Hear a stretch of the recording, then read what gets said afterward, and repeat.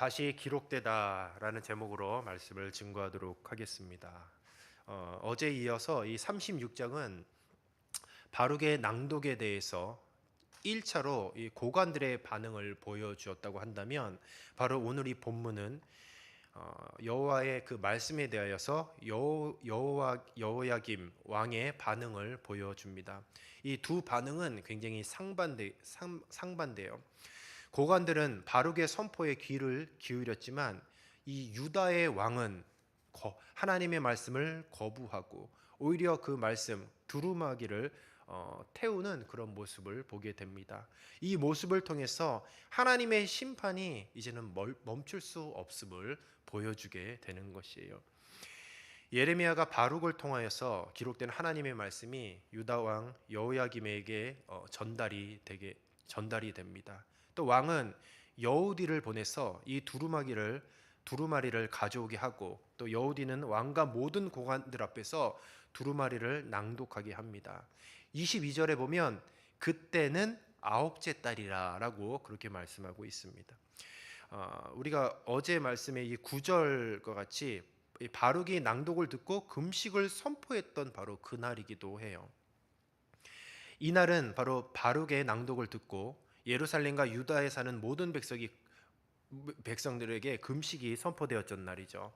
마치 요나의 선포 후에 이 아수르 왕과 니느웨 백성이 회개한 것처럼 그렇게 유다도 여호와 하나님의 그 구원을 경험할 것처럼 그렇게 묘사가 되어 있지만 실상은 그렇지 않습니다. 아무리 백성이 회개한들 이 유다의 왕이 회개하지 않고 여전히 하나님의 말씀을 배척했기 때문이에요. 왕은 겨울 궁전에 앉아 있었다고 그렇게 22절에 기록되어 있습니다. 그리고 그 앞에는 화로가 있었어요. 여우디가 그 앞에서 두루마리, 그러니까 하나님의 말씀을 몇 절을 읽을 때마다 왕은 서기관의 칼로 그 두루마리를 베어서 화로에 던져 모두 태워버립니다. 왕과 그 신하들이 이 말씀에 두려워하지도 않고 옷을 찢지도 않고 회개하지도 않았어요. 여기서 엘라단과 들라야와 그마랴가 두루마리를 사르지 말기를 왕께 간구하여도 듣지 않았습니다. 왕은 신하들에게 예레미야와 바룩을 체포하라고 오히려 명령하기까지 하였어요. 그러나 여호와께서 그들을 숨기셨다라고 기록된 말씀을 우리가 기억할 것입니다. 하나님의 말씀에 대한 이 왕과 그리고 왕의 신하들의 이 반응은 딱 두 가지였어요. 첫 번째는 하나님의 말씀을 듣고도 두려워하거나 자기들의 옷을 찢지 아니하였어요. 오히려 자기의 옷을 찢기는커녕 하나님의 말씀을 찢었어요. 또 다른 하나는 여호와의 말씀을 지키려는 자들이었습니다. 25절도 그렇고 12절에도 그렇고 이렇게 여호와 하나님의 말씀을 마음에 담고 또 그 말씀을 지키려고 했던 자들이 또 상반되게 언급되고 있습니다. 이 하나님의 말씀을 지키려는 자들이었고, 또 왕의 두루마리를 찢는 행위를 막으려고 했던 그런 자들이었어요. 두루마리는 불탔지만 그것을 기록한 바룩과 예레미야는 여전히 살아 있습니다. 그렇다면 이 살아 있다라는 의미가 어떤 의미가 있느냐? 바로 이 바룩과 예레미야가 살아 있는 이상 두루마리를 아무리 찢어도 불태워 없애도 다시 기록할 수 있던 거죠. 그러니까 바룩과 예레미야 바룩이 살아 있는 이상 아무리 두루마리 하나님의 말씀은 없어지지 않는 것이에요. 왜냐하면 하나님의 사람이 존재하기 때문입니다. 지금도 여전히 우리가 세상에 보면 우리는 편히 신앙생활 하지만 우리가 조금만 가다 보면 바로 북한은 여전히 교회가 핍박을 당하고 있습니다. 그리고 교회가 핍박당하고 복음이 가로막히는 것처럼 보여요.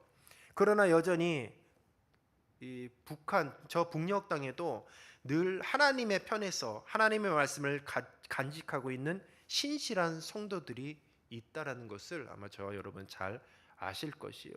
그런 성도들이 있다라는 것은 결국 무엇을 의미하냐? 하나님의 말씀이 여전히 보존되고 그 말씀이 계속해서 성취해 나가고 있는 것입니다. 바로 하나님의 사람들이 있기 때문에 그 말씀이 성취되고 있는 것이죠. 오늘 아침에 이제 눈을 떠서 교회를 이렇게 오는데 제가 오는 그 시간이 비가 억수같이 쏟아졌어요. 그래서 속으로 생각하기엔 진짜 교회 가기 싫다 이 생각이 들더라고요. 날씨가 너무 안 좋기 때문에. 그래서 제가 이 자리에 와서 이렇게 한번 생각을 해봤는데 예배 자리를 지키는 사람, 오늘 이 말씀해 보니까 말씀을 간직한 그 예레미야 바룩 때문에 아무리 두루마기를 불태워도 말씀을 또 쓸 수가 있어요. 마찬가지입니다. 우리 한국교회 새벽 기도가 왜 존재합니까? 이 안 좋은 일기 가운데, 바로 저와 여러분과 같이 안 좋은 일기 가운데 이 마음 가운데 예배를 간직하고 있기 때문에 예배가 존재하는 거예요. 한 가지 분명한 것은 여러분들이 살아있는 한, 이 세상에서 살아가는 한 새벽 예배는 없어지지 않는 줄로 믿습니다. 이제 문제는 이제 우리 다음 세대가 새벽 예배를 지켜야 되죠. 그러려면 그들의 마음 가운데 예배를 간직해요. 예배를 사모하는 마음이 있어야 되는 것입니다. 항상 하나님은 하나님의 사람들을 통해서 교회를 세워나가고, 그리고 교회가 때로는 핍박을 당해도 어려움 가운데 있어도 항상 하나님을 사랑하고 말씀을 간직하는 자들을 통해서 계속해서 일하고 계시는 거죠. 저 북녘 땅에도 지금 교회가 존재하지 않는 것 같지만, 그리고 많은 사람들이 핍박당하고 있는 것 같지만 여전히 교회는 존재해요. 왜냐하면 그들의 마음 가운데 하나님의 말씀을 간직하고 있기 때문에. 바로 이 예레미야와 바룩 같은 사람이 오늘날에도 많아져야 된다는 것이죠. 두루마리를 불태운 후에 여호야김 왕에 대한 하나님의 말씀이 예레미야에게 다시 임합니다. 하나님은 예레미야에게 다시 두루마리를 가져와서 이전의 모든 말씀을 기록하라고 명령합니다. 하나님은 여호야김에 대해 그리고 또 예언을 추가하셔요. 그는 다윗의 왕위에 앉지 못할 것이고 그 시체는 버려져 낮에는 더위에 밤에는 추위에 노출될 것이다 라고 그렇게 예언합니다. 여호야김의 자손과 또 신하들에게도 재앙을 내리실 것을 예언하셔요. 예레미야는 바룩을 불러서 예레미야에게 하나님의 모든 말씀을 기록하게 하고, 또 여호야김 왕이 불태운 모든 말씀 외에도 여호야김과 또 신하들에게 내릴 재앙을 추가로 그대로 기록합니다. 혹을 떼려고 했는데 혹 하나가 더 붙은 격이 되는 것이죠. 하나님의 말씀을 듣고도 두려워하지 않고 또 오히려 그 두루마리를 불태움으로써 하나님의 권위를 지금 이 여호야김이 무시해 버렸어요. 근데 여호야김과 그의 자손 신하들에게 하나님의 심판은 오히려 그 불순종의 반역으로 인하여서 그 심판이 내려질 것이 이제는 확증이 되었습니다.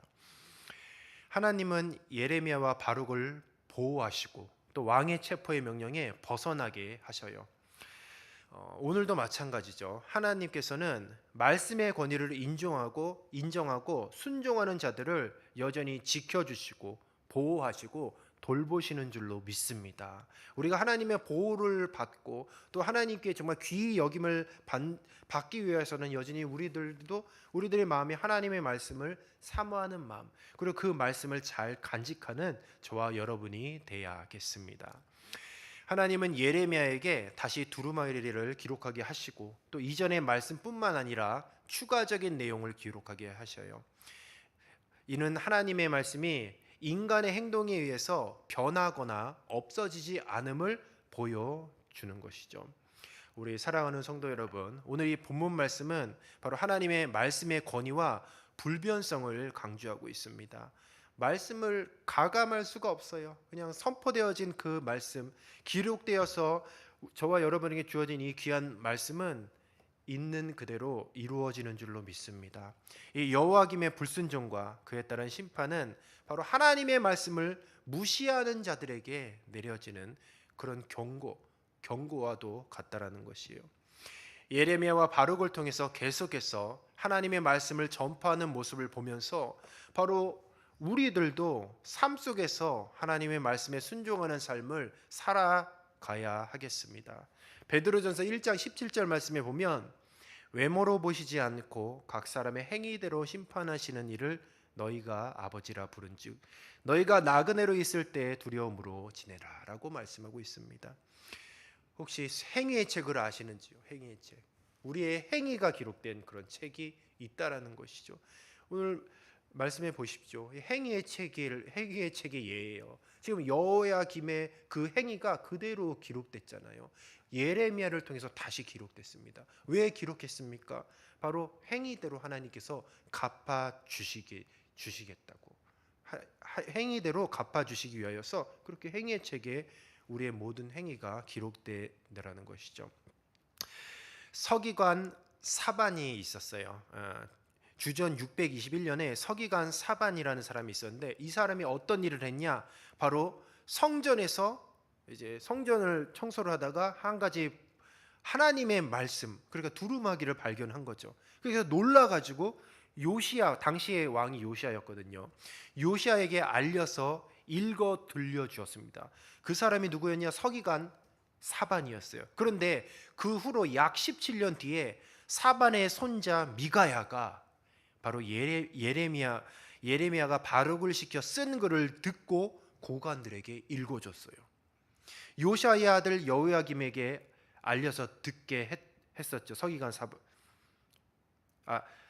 사반의 손자가 듣게 했었죠. 예, 둘 다 주님의 뜻을 담은 이 두루마기를 들었지만 완전히 반응은 상반되었습니다. 요시야는 겸손히 그 말씀을 듣고 영적 개혁을 단행했지만 그의 아들은 말씀이 담긴 두루마기를 오히려 찢고 태워버렸어요. 부모 세대의 신앙이 다음 세대로 연결되지 않는 참으로 안타까운 모습이라는 것이죠. 얼마나 우리 성도님들 교회에서 충성하고 봉사하고 우리가 이렇게 또 새벽 제단을 쌓고 있습니까? 그러나 우리가 정말 울어야 될 것이 있어요. 뭐냐? 우리 자신을 위해서도 울어야 되지만 우리 다음 세대를 위해서 또 울어야 돼요. 만약에 정말 10년 지나고 20년 지나고 우리가 모두 이제 천국을 가면 정말로 이 새벽 제단을 누가 지킬까요? 우리 다음 세대가 지켜야 되잖아요. 그렇다면 우리가 드려지는 예배, 그리고 저와 여러분이 그렇게 수고하는 그런 많은 그 봉사의 자리들 누가 지켜야 되겠습니까? 우리 믿음의 다음 세대들이 지켜야 된다라는 것이죠. 오늘 이 말씀을 보니까 정말 딱 아버지 세대와 그 아들 세대가 완전히 다른 그런 상반된 모습을 보게 되어지는 것이죠. 우리 이런 것들을 등한시하면 안 되는 것이요. 우리가 주님께서 우리의 생명을 주시고 우리의 인생을 주셨다고 한다면 늘 우리의 자녀들의 신앙을 위해서 우리 다음 세대를 위해서 우리가 기도하여서 정말 좋은 우리의 정말 믿음의 습관들, 정말 믿음의 행위들을 잘 전수해야 할 줄로 믿습니다. 지금도 교회가 핍박당하고 말씀이 무시당하는 세상에 우리가 살고 있어요. 그러나 하나님의 말씀은 그 말씀을 간직한 바로 신실한 자들을 통해서 여전히 우리들의 삶 가운데 성취되고 있는 줄로 믿습니다. 아까도 얘기했듯이 북한에는 교회가 핍박당하고 성경책을 지니고 있는 것만으로 정치범 수용소에 끌려가요. 그리고 고통당하고 그냥 죽임을 당합니다. 그런 핍박 속에서도 여전히 하나님의 말씀을 마음에 간직한 채 신앙을 지키면서 정말 산순교자로 살아가는 지하교회 성도들이 여전히 있습니다. 아무리 성경책을 없애도 또 믿는 자들을 잡아 죽여도 교회는 없어지지 않고 하나님의 말씀은 여전히 흥황할 것입니다. 왜냐하면 믿는 자들이 존재하기 때문이에요. 하나님은 그런 자들을 지키시고 보호하시고 이 땅 가운데 그들을 통해 여전히 하나님의 나라를 확장시키고 계시는 줄로 믿습니다. 사랑하는 성도 여러분, 우리는 그래서 말씀을 품고 살아가는 자들이 되어야 할 줄로 압니다. 하나님은 그런 자들을 찾고 계셔요. 말씀을 품고 말씀을 이 땅 가운데 실현하는 사람들. 예수님이 어떤 사역을 했습니까? 말씀이 육신이 되어 이 땅에 오셨어요. 그래서 하나님 아버지의 뜻을 그대로 성취하였어요. 우리도 그래서 예수님의 제자 아니겠습니까? 예수님을 따라 살아야 되는 것이죠. 말씀을 정리하도록 하겠습니다. 우리가 주님께서 날마다 주시는 귀한 말씀을 들을 때에 우리는 그 말씀을 찢는 것이 아니라 우리의 마음을 찢어야 할 줄로 믿습니다. 그리고 그 마음을 찢었다고 한다면 그 찢어진 공간에 하나님의 말씀을 채워놓고 그 말씀에 순종으로 화답하시는 저와 여러분이 되시기를 주님의 이름으로 축복합니다. 그래서 그 말씀을 늘 삶으로 다시 써내려가는 자들이 되시기 바랍니다. 제가 우리가